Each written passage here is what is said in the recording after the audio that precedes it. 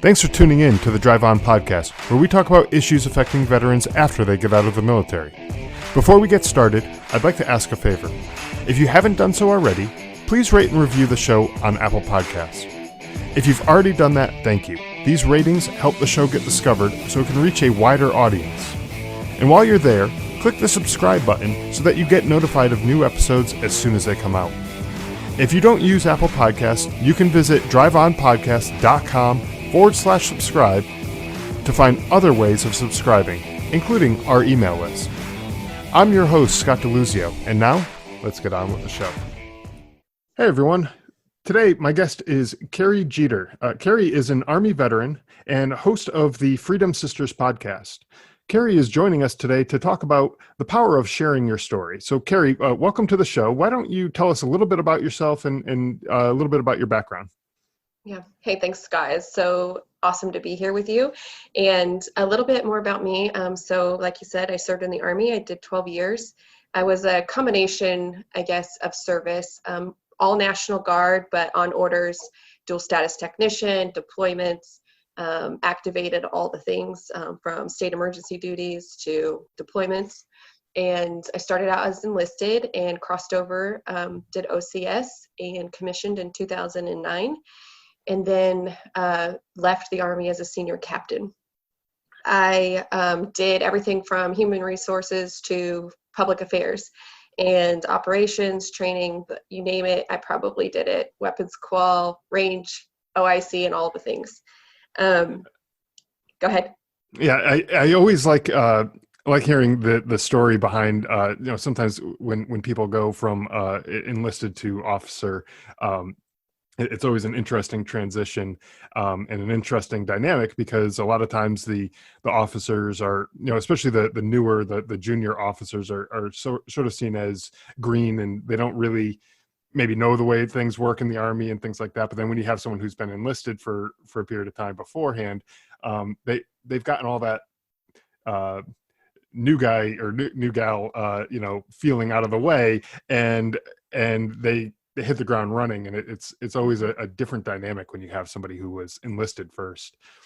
Yeah, but it's always a weird interaction too, especially when you serve with other people and now you outrank them. They still look at you like the private that served under them. So you still have to prove your capabilities and your leadership in order to get the buy-in with your people. But I went pretty fast. I'm hungry. I'm always hungry for growth and overcoming and achieving. And so I went from E3 to O3 in 6 years. That's pretty rapid. And even when I was enlisted, I made it all the way up to sergeant and pinned OCS at this about the same time. And so it was still a rapid experience.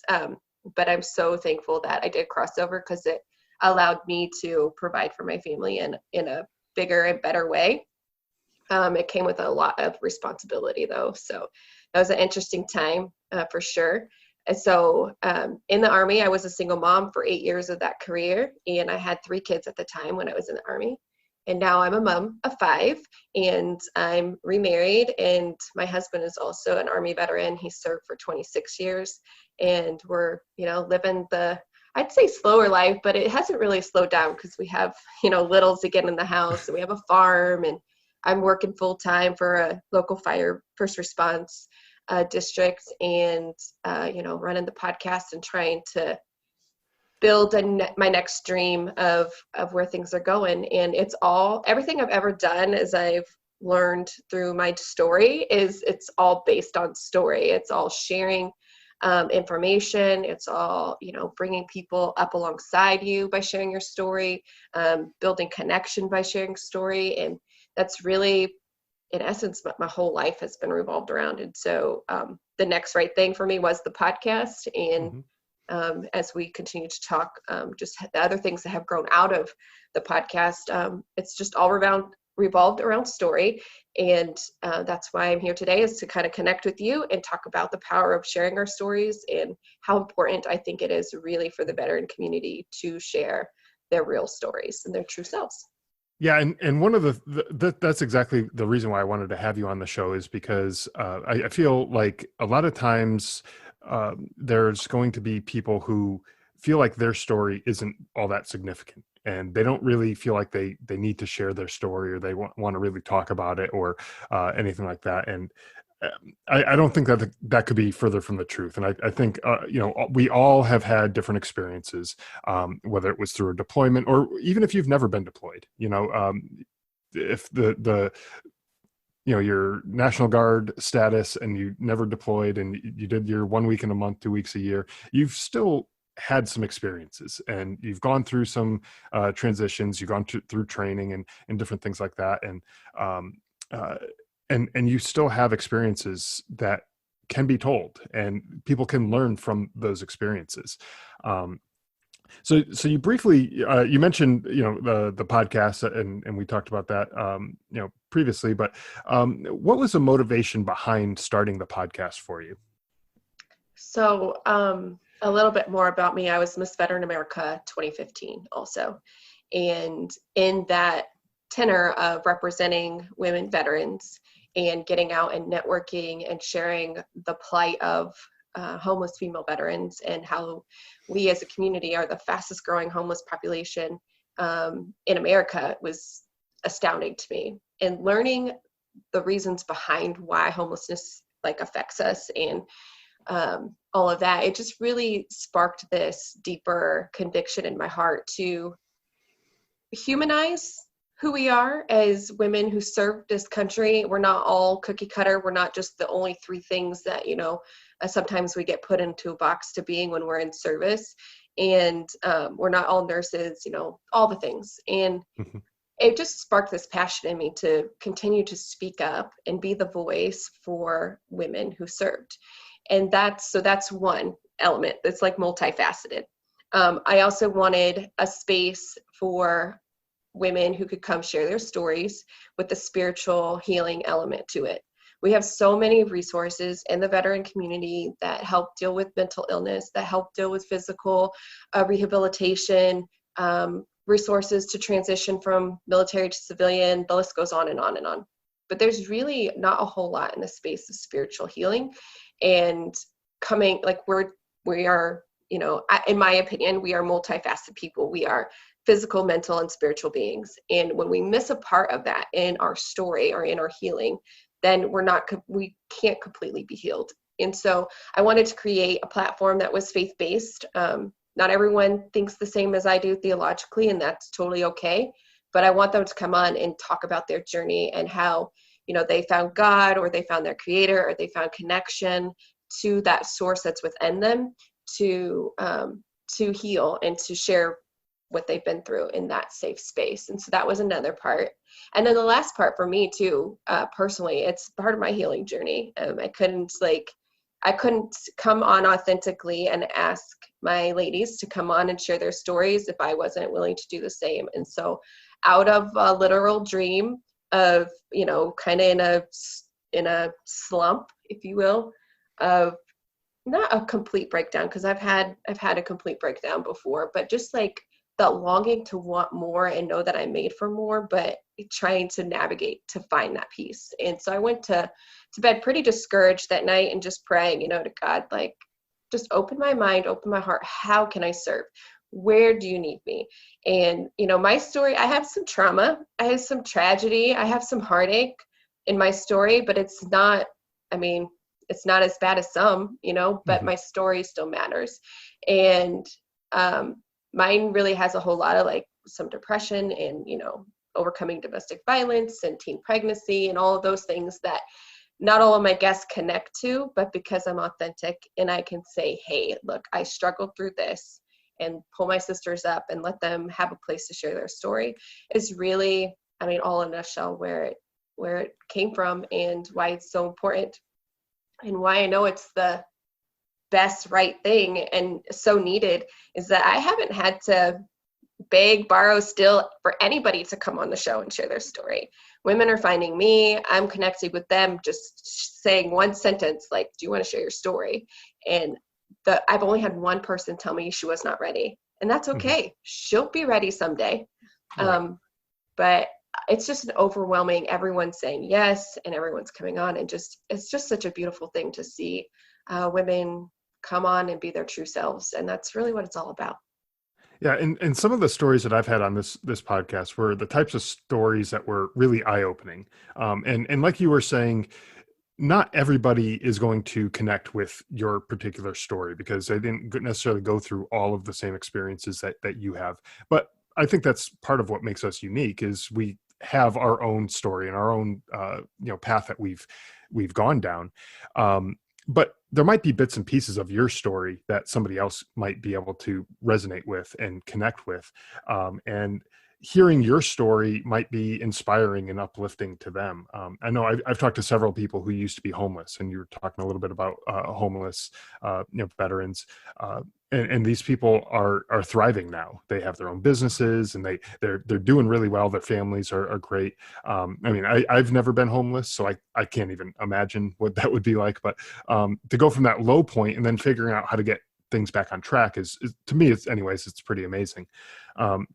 It makes me think that, even on my worst days, the way this inspiration works is that even on my worst days, I still have a roof over my head. And even if I didn't, for some reason, didn't have that roof over my head, I know that there's still hope. Someone else went through this. Someone else struggled. They lost their house for, whatever reason. They were kicked out or whatever.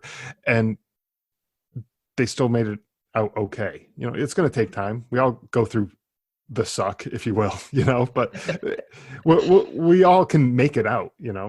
Other people talked about how they found meaning in serving other people. I know you're talking about a faith-based, and this one guy in particular that I've had on the show was talking about, how he was healed through the service that he did, acts of service that he did through his church, and then going on mission trips to build, to build houses and things like that in other countries. You can go from that utterly hopeless feeling and then hearing somebody else's story and how that helped them, and then say, maybe this can work for me. And then all of a sudden you start to have a little bit of hope, and where you're at that low point where maybe you're about to give up, you get a little hope. And so that to me anyways is sort of the power of the sharing a story. What about you? What do you think about that? I think even thinking back to some military experience, like you're in the suck of basic training or OCS, and you feel like, can I keep doing this? What did I sign up for? What am I doing? And then here your drill sergeant comes and tells you this story, and it just lights this fire up again in your belly that you can. So the power of sharing stories and that dialogue is, that you're influencing, you're teaching, you're inspiring.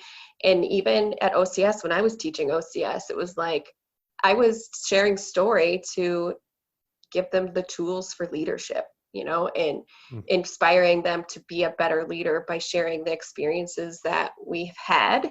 And I just really think, in a bigger picture now, not just directly to our military folks, but when we share our stories, when we share our truth, then we get to share the heavy stuff that's inside us that allows each of us to carry that heavy stuff with each other. And that's really important because, there's a lot of people who suffer in silence in our community because they're scared to say, or they feel like they're only ones that experience it. And there's such freedom when you are able to speak that inner truth to somebody else and make that connection. Now you are stronger. You're not just one strand, you're two, and so on and so forth. That way, that hope can stay alive. And, not everybody's story is the same. Not everybody has those deep, dark places. But what's the gift in your story? And it could be just the fact that there's hope, or that you've done this hard thing, or you've been the first to do that, or it could be a positive thing, right? Like you've had such a great life. You've been able to, reach high places. Now you want to get back because you have so much abundance. Mm-hmm. That's a great story and a great place to be too. It doesn't always have to be a dark story. No. It definitely is just a way to connect to people, and people to ideas that maybe because they don't have that experience, they now can appreciate a different perspective because you've been able to share something that they've never thought of it that way. So there's so many, to me, it's just fascinating that you can, sell products by telling a story. You could share experience by sharing a story. Stories are really just so powerful. Yeah, they are. And you briefly just said, probably even unconsciously, you just said about selling products. And I know a guy who, he's an incredibly brilliant marketer, and he talks a lot about the story, telling a story about the products and behind the products that you're selling. And the successful companies that do this well are able to tell a story that connects on a personal level with their target market, who the people who want to buy these products. um, and and it's so powerful that it actually gets people to open up their wallets and spend the money on whatever these Yeah. products are. It's a very powerful thing um, to do. But on I think a more personal level, we're talking about sharing stories. And when we do this, um, I know for me anyways, it's very liberating to be able to just open up and talk about my story. I feel like I am able to get a burden off of my shoulders and just get it out there. And now there might be other people, like I might tell you my story, or somebody else my story. And maybe there's something that I'm struggling with, and I'm talking to my wife, or I'm talking to a friend or something. And then all of a sudden maybe an idea is sparked in their mind, and they help me out with that. So it's a, I don't want to say it's a shared burden, but it's a way of kind of carrying that load without being the only one to shoulder it. In a way, for me anyways, I found that to be helpful. Downside to that is a lot of times people feel like they don't want to burden other people with their issues, with their struggles, or their sob story. Sometimes they feel like it is.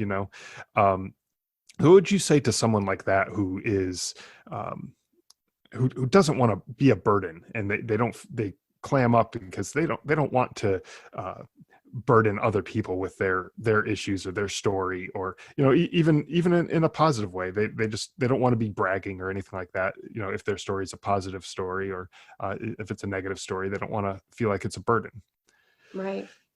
Well, I've got different things coming to mind when you're speaking of that. So it's really, I feel like it's your responsibility to share, and what they do with what they hear is on them. So don't fear by what you have to say, by somebody's reaction. I think that's that's not the point of sharing a story, right? It's like, I'm going to share this because I need that back. You need to share this because you need to heal. You need to get it out so that you can grow and change and maybe get advice.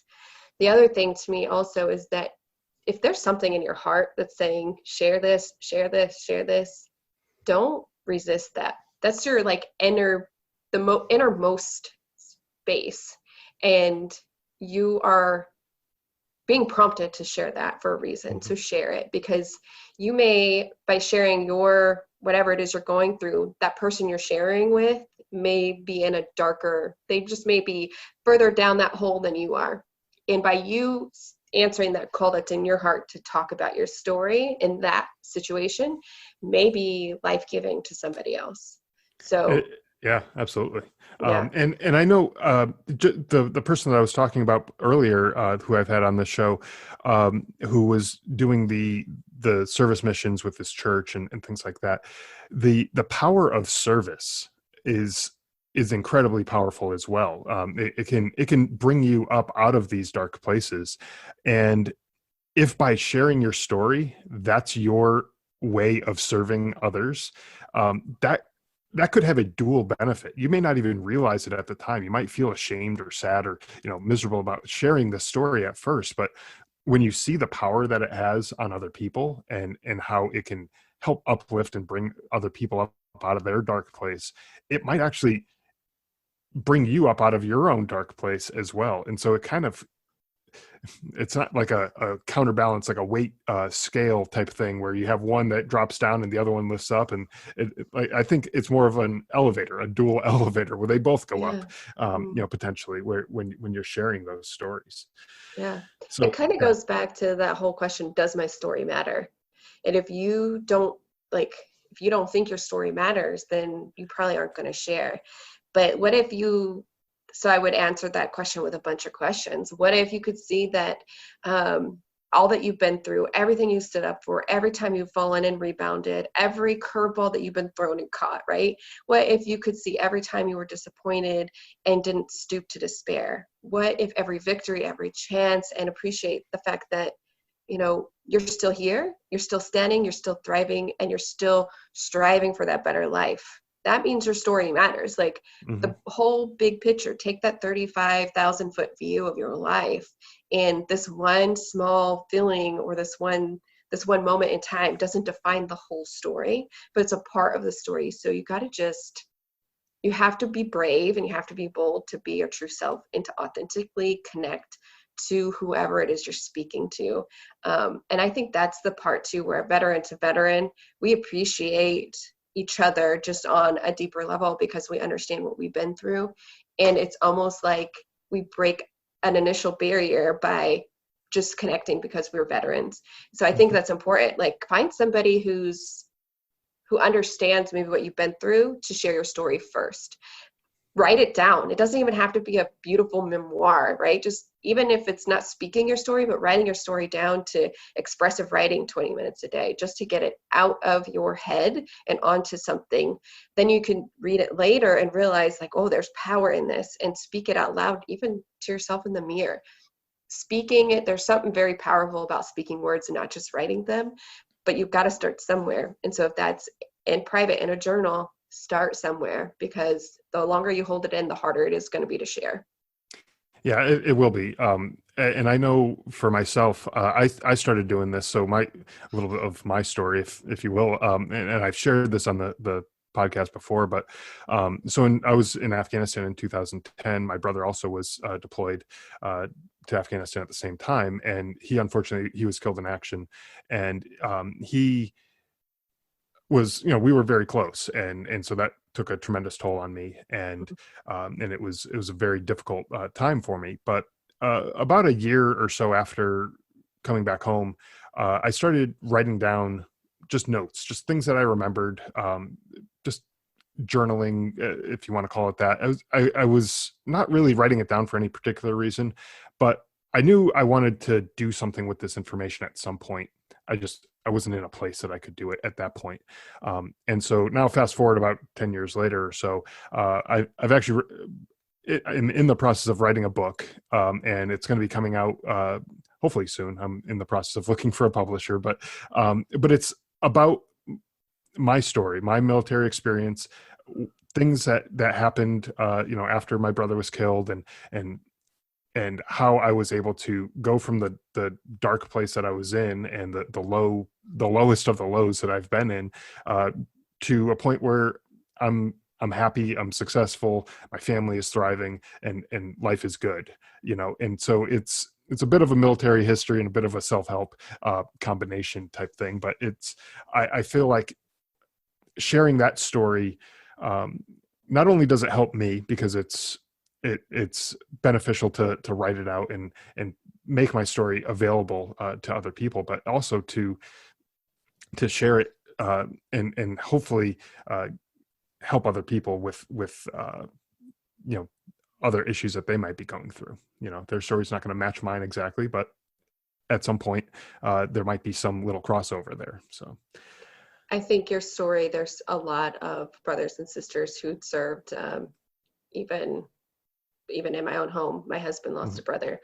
Also, they were both in Iraq serving, and he lost a brother. But I think by sharing your stories, you're going to help those that are grieving through this process, and maybe be able to pinpoint and identify that it's grief that they're struggling with, or why they're doing whatever they're doing. They haven't really been able to grieve over their loss. And the other thing too is what I love about, you're probably familiar with Bonnie Carroll from TAPS. Mm-hmm. I love her, and her thing is like grief is love, right? But she's all about sharing those stories of the fallen to keep their legacy alive. And so I think that's just another beautiful way for you to share about your brother and to keep his story going, and to love on him too. So I think that's really beautiful. I'm proud of you for doing that. Yeah, thank you. I appreciate that. And so with all that said, so you have an event coming up here, and I'm not sure exactly on the details of it, but you have an event coming up that is basically encouraging people to share their stories, right? You want to talk a little bit about that? Yeah, sure. So out of the podcast, I interviewed a fellow veteran, and she has a organization here in Washington State too. And we knew instantly as like divine alignment, there was going to be something bigger about the two of us meeting. And we are both women who served and both military spouses. And just women like game changers. I'm not trying to like, that's not a humble brag, but like, we're wanting to change the game for women to be able to share their emboldened story and to get it out there. We still see like the depravity of women in leadership. We still see the depravity of women on stages. And so we came together with a great collaboration. That's actually, as we're speaking today's everything goes live. So the sales for the event are going live. The website's going live. We're going to go live on Instagram here later today and talk about it in more depth. But basically what it is, again, I'm very creative. And so I get a lot of things when I go to sleep. I pray, I open my mind, and I'm like, hey, give it to me. Show me what it is. And so we were talking about all the names. And so I went to bed that night thinking about names. And so the name of our event is called Shero Talk, and we want it to highlight women who are sheroes, women who are leading transformation in their industry, making a difference in her community, leading the way in the military, championing change in sports, giving voice to the voiceless, pioneering reform and social justice. We want to give them an opportunity to share their story. There are women that are in homes who are making a difference, to women who are on Capitol Hill making a difference, and everyone in between. And there are so many women who are breaking glass ceilings, who are getting a seat at the table and doing all of that. But there's not a whole lot of like a collaboration. Like you can get it in like a religious setting where it's a women's retreat, or you can get it in a lean in women's only thing, but they're still just putting everyone in one category. Well, we want our event to reach so many more. And so at this event, of course, COVID hit. And so we're no longer able to really do in person, because our state, we're very slow to transition back to full normal, which is fine.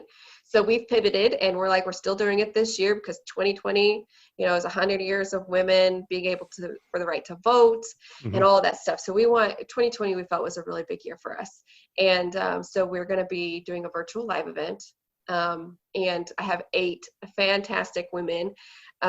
We have 3, I think, that are military, but it's diverse. So we have culture representation. We have age. Our oldest speaker, 77. And our youngest speaker is in her late 20s. And so we have just a wide variety, cross-generational women who represent many different things. And the theme this year that we're going with is freedom. So sharing a story about how you have overcome, how you've broken the chains, etc. And I'm really excited about it. It's going to be not only just an event that's going to be entertaining, but it's also going to spark conversation and ignite change in our world. And really, honestly, with the pandemic, like I was reflecting on this yesterday, with the pandemic, we don't really, I think it's been such a long time for us to realize how much we need each other in such a way that, when you're isolated completely away from everybody else, you realize how you need that connection of community and people. But then on top of it, look at the social injustice that we're seeing. We're at home, we're able to pay attention more. And I'm really actually excited to be able to hopefully maybe even internationally, because we've got friends who are in the military stationed overseas, who will come to this event and be able to impact and share what collaboration looks like, what inclusion looks like, what equality looks like, what a real community of people just loving each other look like, and wanting the best for our world. And so at a Shero Talk, I'm really hopeful for big things. We've got big visions for it. So I'm really, as you could tell, really excited about it. And was this originally planned on being a in-person event, or was it always going to be a virtual? It was going to be an in-person event Yeah, and the originally. pandemic sort of sidelined those plans. Yeah, Yeah. we also had an event because this is a 10-year anniversary for my brother's passing. We were planning on getting just family, friends, things like that. We're going to rent out a banquet hall type thing and just have a Mm-hmm. kind of celebration type thing. And that we are going to do that around Memorial Day, and that just got put off because of travel couldn't happen, and no one wanted to gather in large groups or whatever. So Mm-hmm. so we're putting that off. But it's Oh. interesting the changes that come out and the resiliency that people have to be able to um, accommodate for this type of change. You see it happen in schools where if but before this pandemic hit, if you were to just tell teachers, all right, next week all of your classes have to be online, and they would just look at you and laugh because that's crazy. Why would they change Right. with the way they've been doing things for however many years now? But then when you throw in a pandemic into the mix, all of a sudden they figure things out, and it's really great to see how people can come together and work out a problem. And kind of the way you did with your event, you wanted to have it all in person, but life happens. Here it is. Mm-hmm. You're still going to do it. You didn't let it get you down. It was not the way you were probably originally intended, but it still got you the way you wanted it to, or got you the end result what you wanted. Yeah. And Of it's having hopefully, going to still be interactive. It's going to be a live event, whereas like my co-host and I, Shelly Willis, will be live as it's running. We are recording our speeches just because we can't have more than 5 people together, but you wouldn't know that. You really wouldn't know that by watching what we're going to do. So I have some really good forward thinking. I was media, I was public affairs, and so how to present a package delivery. So I'm hmm hoping to showcase those kind of skills that I learned in the military by going this route. But even better, like if a Shiro talk wasn't enough, just like getting a group of women who are very different together to share their story and ignite change. We also $25 of each ticket that's sold is going back to Final Salute Inc., who provides safe and suitable housing for homeless female veterans, and Okay. 70% of homeless female veterans also have kids. So we're not only helping a woman, but we're helping provide shelter and food for a child too. So every ticket will get $25 towards that. So That's a great organization to be working with and supporting, because there's certainly more that can be done to help out those types of people. So one last question that I have for you is, we're talking about telling stories and the power of telling stories. So if you don't mind sharing, what is your story? What's something about you that you want others to be able to take away and kind of learn from maybe your experiences? I think if you were to put just one word on my story, I think it would be resilience. Um, and that's, I mean, I came from a pretty impoverished family. My sister, so I have 2 sisters, older sisters, and we're very, very close. And that's the only people that I've been able to attach myself to until 3 years ago, because there was so much trauma and turmoil in my childhood. There was drug abuse, there was physical abuse, there was neglect, there was a lot of moving to evade eviction. We moved quite a bit. My mom was a single mom. She had all 3 of us before she was 18 years old. My mom and my dad were actually married, but they didn't survive through the 3 back-to-back births of their kids. And just being young and dumb, can't really fault them for that, because it's a heavy responsibility to be married when you're 14 and 18 years old. But from that, I lost myself in stories. I've loved Helen Keller and Harriet Tubman and Little Women and getting Jane Austen books and just being finding extraordinary in my everyday ordinary and knowing I wanted more. And so how can I overcome this? How can I learn from where I'm at right now and be better next time? And so I got involved in sports. I did how I dealt with trauma was just like diving in and being well educated, being the best at sports, being the best at playing a musical instrument, and just striving to not repeat the cycle. But I repeated it, right? I was a statistic too. I became a mom at 15 and a half. I got pregnant. Even though I was captain of the basketball team, captain of the volleyball team, on honors choir, honor orchestra, straight A student, presidential honors, like all the things. And I still became a statistic. And I did get married, which was kind of funny because my mom literally had to sign a permission slip for me to get married. It's also not like just my high school sweetheart. There's not one person in my high school building that you could say that I had slept with, because I didn't. He was 7.5 years older than I was at 15 and a half.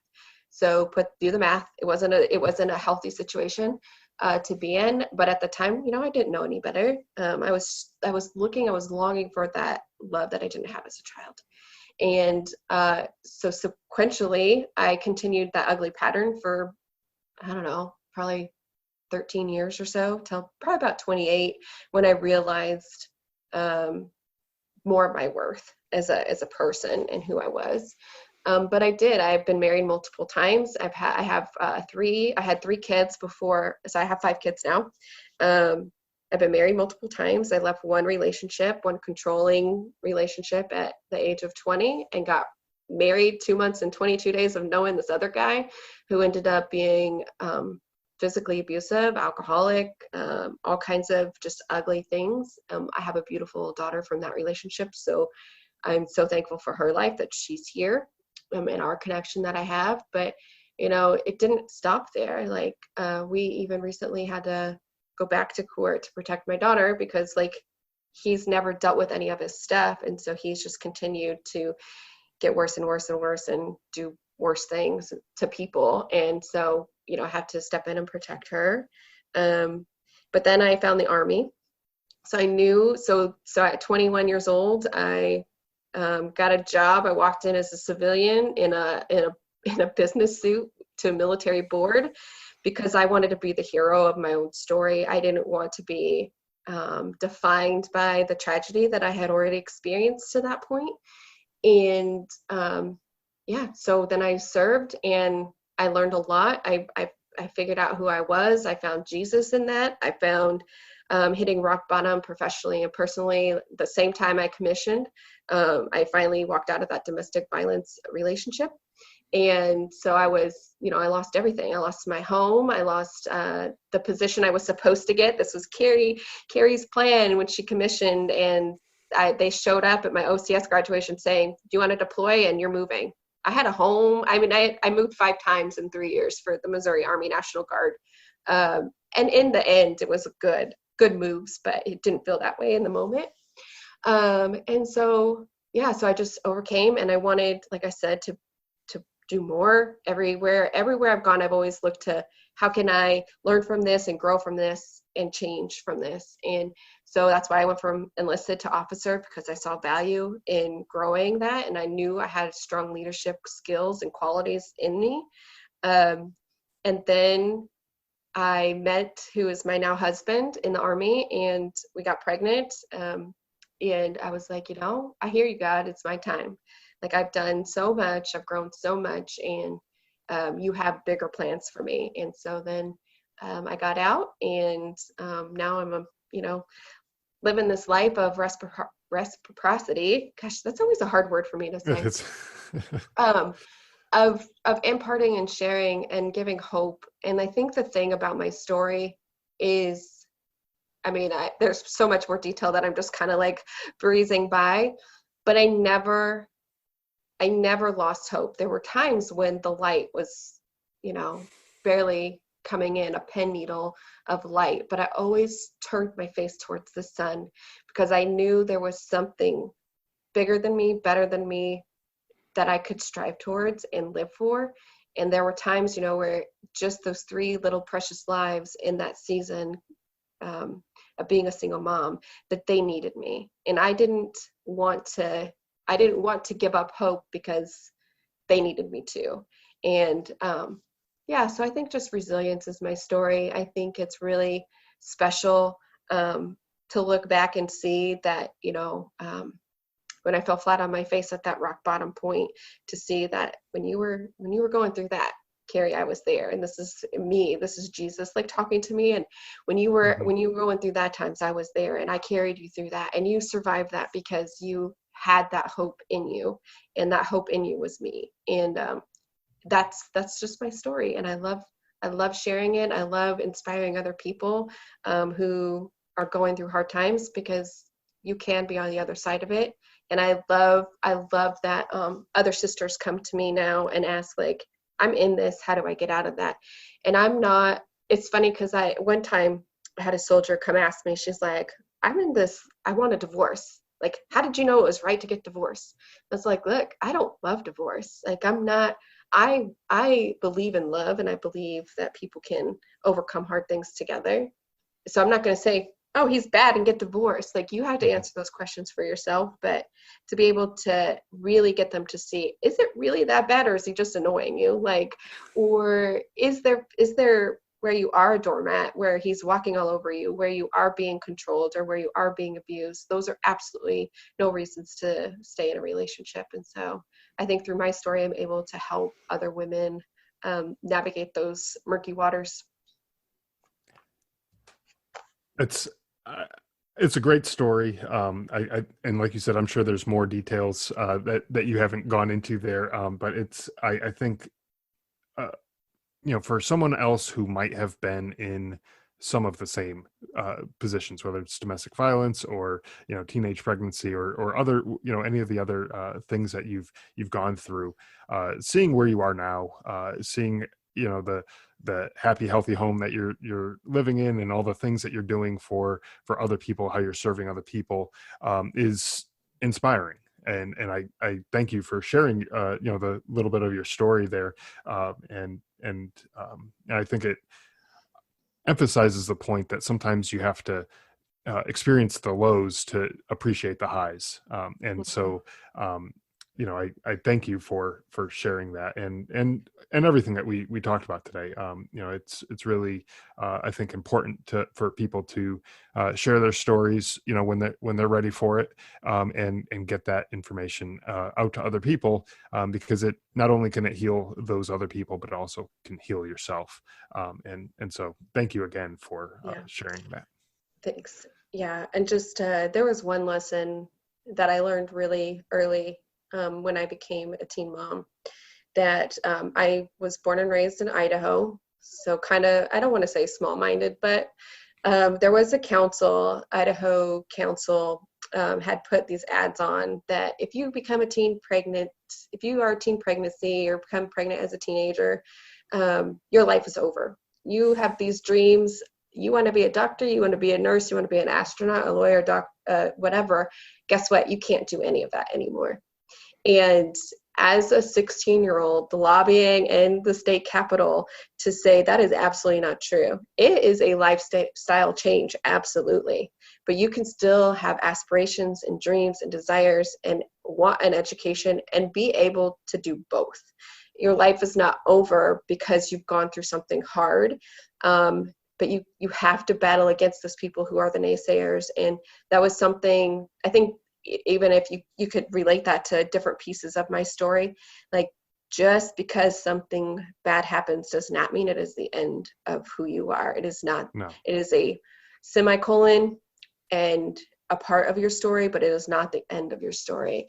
And I'm hoping that through all the broad stroke of sharing my story, like, that's really the lesson in it, is that it's never the end. Like, the journey is ongoing. And I've heard the term before, obviously there's post-traumatic stress disorder, but there's also post-traumatic growth, yes, where I love that. where you go through a difficult traumatic time or, some other situation, and you end up finding out that you end up growing from it. Yes, it sucks at the time. It's hard. It's difficult. But if it was easy, then everyone would do it, and everyone would, grow from it. You know what I mean? Mm-hmm. And then it wouldn't really be all that unique or special and valuable. I would do anything to have my brother back, but some of the lessons that I learned and things like that, I feel like I actually have grown from that experience of that trauma that our family went through. And I would give it all back to have him back, but I know that that's not possible. So I might as well get the benefit and see the positive that could come from it, and not waste that away, not waste his sacrifice and his memory, and everything, because I was too stubborn to see the good that could come from it. Yeah. Well, Carrie, thank you again for joining us, being on the show, and doing what you do, through your podcast, through events like the Shiro Talk event, and everything else that you've been doing. And I'm following along on Instagram on what you're doing, because I'm sure there's going to be even more great things in the future. But would you tell people where they can find out more about you, the podcast, and anything else that you have going on? Awesome. Yeah, so absolutely. I'm on Facebook and Instagram. I'm also on LinkedIn, Carrie Jeter on LinkedIn. So if you want to connect professionally, go there. But if you want to follow along what's going on, the places to find me on social media is at Freedom Sisters Podcast. And then I also have a website, www.freedomsisters.com. All things Shiro Talk is shirotalk.com.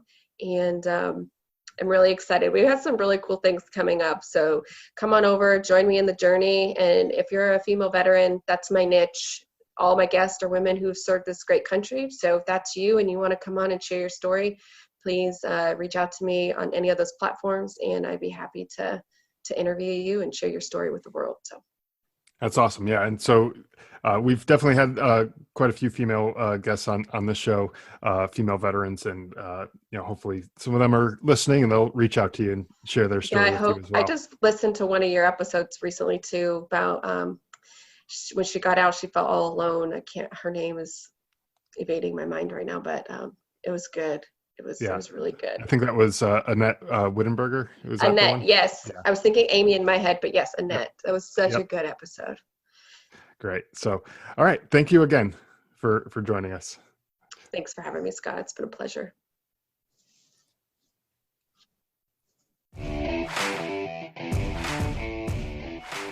Thanks for listening to the Drive On Podcast. If you want to check out more episodes or learn more about the show, you can visit our website, driveonpodcast.com, or on Facebook, Twitter, and Instagram at Drive On Podcast.